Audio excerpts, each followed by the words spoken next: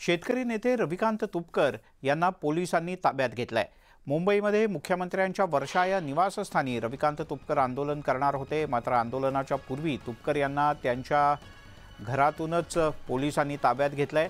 शेतकऱ्यांच्या मागण्यांसाठी विविध प्रकारच्या मागण्यांसाठी रविकांत तुपकर यांनी थेट वर्षा या मुख्यमंत्र्यांच्या निवासस्थानी जाऊन आंदोलनाचा इशारा दिला होता।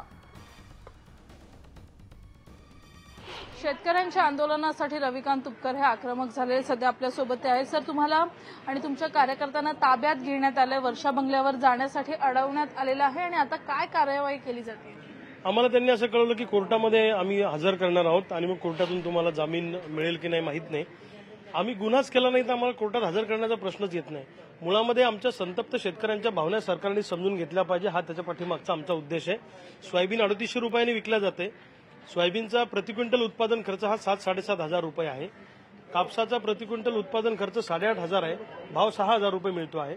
सोयाबीन कापसाची दरवाढ मिळाली पाहिजे। हक्काचा पीक विमा आम्हाला मार्चपर्यंत मिळाला पाहिजे, तर तो अजूनपर्यंत मिळाला नाही आणि या महाराष्ट्रातल्या सगळ्या शेतकऱ्यांना कर्जमुक्त केलं पाहिजे अशी आमची मागणी आहे। जंगली जनावरांचा आम्हाला त्रास होतो, शेतीला मजबूत कंपाऊंड करून दिलं पाहिजे, ही पण आमची मागणी आहे। या मागण्या घेऊन आज आम्ही मुख्यमंत्र्यांच्या वर्षा बंगल्यासमोर शेतकरी आत्महत्येचं प्रात्यक्षिक दाखवणार होतो। तत्पूर्वीच पोलिसांनी आम्हाला सगळ्यांना अरेस्ट केली आणि आता त्यांनी आम्हाला सांगितलं की तुम्हाला आम्ही कोर्टात हजर करणार आहे। एखादी घटनाच घडली नाही, गुन्हाच आम्ही केला नाही, तर आम्हाला कोर्टामध्ये नेण्याचं कारण काय? त्यामुळे मला असं वाटतं की शेतकऱ्यांचा आवाज दडपण्याचा प्रयत्न सरकार करत आहे आणि रविकांत तुपकरचा आवाज दडपून महाराष्ट्रातल्या शेतकऱ्यांचा आवाज दडपता येणार नाही। उभ्या महाराष्ट्रातला शेतकरी तुम्हाला काही दिवसामध्ये रस्त्यावर दिसेल।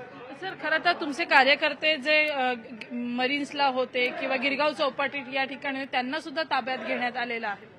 हो, आम्ही सगळे वर्षा बंगल्याच्या दिशेनं वेगवेगळ्या पद्धतीने जाणार होतो, परंतु आमच्या कार्यकर्त्यांना आयडेंटिफाय करून त्या ठिकाणी अरेस्ट करण्यात आलेली आहे। कोणाला डिटेन केलंय, त्यांनी म्हणताना डिटेन म्हटलंय पण करताना पोलीस कारवाई करून कोर्टामध्ये हजर ते करतायत। ठीक आहे, आम्हाला काही कारवाई नवीन नाही, परंतु मुख्यमंत्री महोदयांना मला सांगायचंय की अशा पद्धतीनं शेतकऱ्यांवर गुन्हे दाखल करणं किंवा शेतकऱ्यांना कोर्टामध्ये हजर करणं, ज्याच्यावर कारवाई करायला पाहिजे ते सगळे गुन्हेगार मोकाट सुटलेले आहेत। या राज्यामध्ये राज्यातला लॉ अँड ऑर्डरचा प्रश्न तयार झालेला आहे। राज्यामध्ये छोट्या छोट्या मुलींवर बलात्कार होत आहेत। असे गंभीर प्रश्न असताना 8-8 दिवस तुम्ही आरोपीवर कारवाई करत नाही आणि आमच्यासारख्या लोकांवर आम्ही न्याय मागायला येतो तेव्हा तुम्ही आमच्यावर कारवाई करता, ही दादागिरी खपून घेतल्या जाणार नाही। व्हिडिओ जर्नलिस्ट उमेशसह सुस्मिता बदाणे पाटील, न्यूज 18 लोकमत, मुंबई। भारतीय जनता पक्षाचे माजी ग्रामीण जिल्हाध्यक्ष कोल्हापुरातले समरजित सिंह घाडगे यांनी कागलमधल्या मेळाव्याला ते हजर झालेत आणि थोड्याच वेळात ते आपली भूमिका स्पष्ट करणार आहेत। समरजित सिंह घाडगे हे कोल्हापूरच्या मातुल घराण्यापैकी आहेत। समरजित घाडगे हे शरद पवार यांच्या गटात प्रवेश करणार असल्याची चर्चा गेल्या काही दिवसांपासून आहे। अद्याप त्यांनी कोणताही अंतिम निर्णय घेतलेला नाही, आपली भूमिका स्पष्ट केलेली नाही। उपमुख्यमंत्री अजित पवार यांनी कोल्हापूरचे पालकमंत्री हसन मुश्रीफ यांना कागलमधून उमेदवारी जाहीर केली। त्यामुळे इथे गेली 5 वर्ष विधानसभेची तयारी करणारे समरजित सिंह घाडगे यांची मोठी कोंडी झाली आहे। यामुळे ते शरद पवार गटात प्रवेश करणार असल्याची चर्चा आहे। कार्यकर्त्यांची भूमिका ऐकून ते आपली भूमिका निश्चित करतील। या मेळाव्यात ते आता पोहोचलेत आणि या मेळाव्यात ते पुढच्या काही मिनिटात भाषण करतील, तिथे आपली भूमिका जाहीर करतील। हा, महायुतीमध्ये ही सीट आता तिथे अजितदादाकडे आहे आणि समरजित घाडगेंना विधानसभा लढायची आहे, ती भाजप लढू शकणार नाही, ती शंका त्यांना आहे। त्यामुळे ते पक्ष सोडण्याचा विचार करताय। ती बातमी माझ्याकडे आली आहे, पण त्याला लढायचंच आहे तर कोण थांबवणार? हर्षवर्धन पाटलांनी सुद्धा शरद पवारांची भेट घेतल्याची नाही, मी सांगतो की महायुतीमध्ये ज्या सीट राष्ट्रवादीकडे गेल्या त्या ठिकाणी भारतीय जनता पार्टीचे मागच्या वेळी लढलेले आमचे नेते, त्यांना थांबायचे नाही आहे विधानसभेमध्ये। शेवटी त्यांनी थांबावं अशी आमची त्यांना विनंती आहे, सूचना आहे, पण त्यांनी जर विचार केला तर आम्ही त्यांना काही थांबवू शकत नाही। सत्ताधारी महायुतीच्या 17 कारखान्यांना NCDC कडून राज्य सरकारनं जी थकबाकी हमी दिली होती त्याला स्थगिती देण्यात आली आहे। एकूण 2265 कोटी रुपयांच्या कर्ज देण्याच्या निर्णयावर उच्च न्यायालयानं नाराजी व्यक्त केली। हे कर्ज वितरण तातडीनं थांबवा अशा सूचना देण्यात आल्या आहेत। हे सगळे कारखाने फक्त सत्ताधारी पक्षाच्या नेत्यांशी संबंधित आहेत। विरोधी पक्षाच्या नेत्यांच्या कारखान्याला पात्र असताना जाणीवपूर्वक निधी देण्यात आला नाही असं शिरूरचे आमदार अशोक पवार यांनी म्हटलंय। मुंबई उच्च न्यायालयात त्यांनी या संदर्भात एक याचिका दाखल करण्यात आली होती आणि त्यावर सुनावणीच्या दरम्यान उच्च न्यायालयानं हे कर्जाचं वितरण थांबवावं असे आदेश दिलेत। शिरूरचा घोडगंगा साखर कारखाना सुद्धा या थक हमीसाठी पात्र असून या कारखान्याला मात्र प्रत्यक्षात थक हमी देण्यात आली नाही, कर्ज देण्यात आलं नाही। कारखान्याचा निधी राखून ठेवण्यात आला होता। तर कोपरगावच्या शंकरराव कोल्हे कारखान्याचं नाव यादीत असताना विवेक कोल्हे यांनी नाशिक पदवीधरमधून अपक्ष निवडणूक लढवल्यानं त्यांच्या कारखान्याचा सुद्धा निधी अडकवल्याचा आरोप कोल्हे यांनी केला आहे।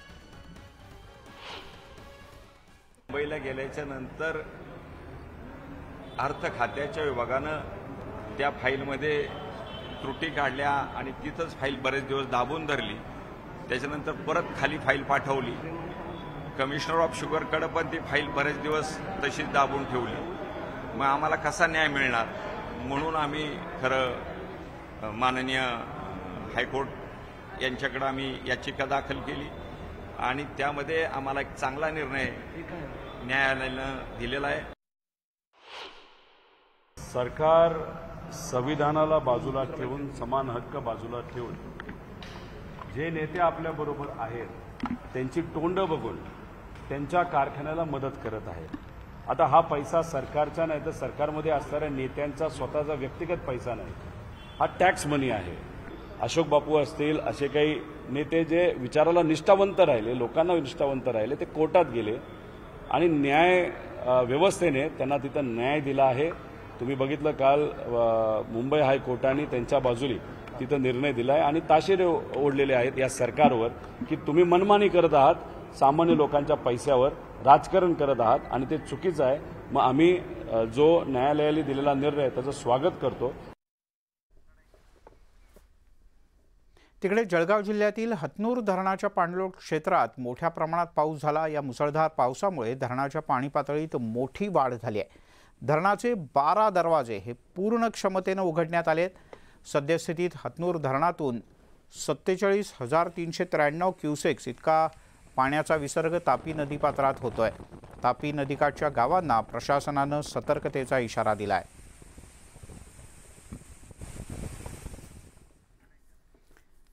राज्यामध्ये कांद्याची मागणी वाढल्यामुळे शेतकऱ्यांच्या कांद्याला चांगला दर मिळतोय। सोलापूर कृषी उत्पन्न बाजार समितीत कांद्याला चढाभाव मिळतोय तर एकाच दिवशी 190 ट्रकची आवक झाली आहे। कांद्याला चांगला दर मिळाल्यानं शेतकरी सुखावलाय। नाशिकनंतर सोलापूर ही कांद्याची मोठी बाजारपेठ म्हणून ओळखली जातो। सोलापुरातील जे कांदा व्यापारी आहेत किंवा कांदा उत्पादक शेतकरी आहेत ते विविध ठिकाणावर या ठिकाणी कांदा आणला जातो। पाहायला गेलं तर आज सुमारे 4500 रुपये दर या ठिकाणी कांद्याला मिळताना आपल्याला पाहायला मिळत आहे। त्यामुळे कुठेतरी बळीराजाच्या ज्या कांद्याला आहे तो सोलापूर कृषी उत्पन्न बाजार समितीत भाव मिळताना दिसत आहे।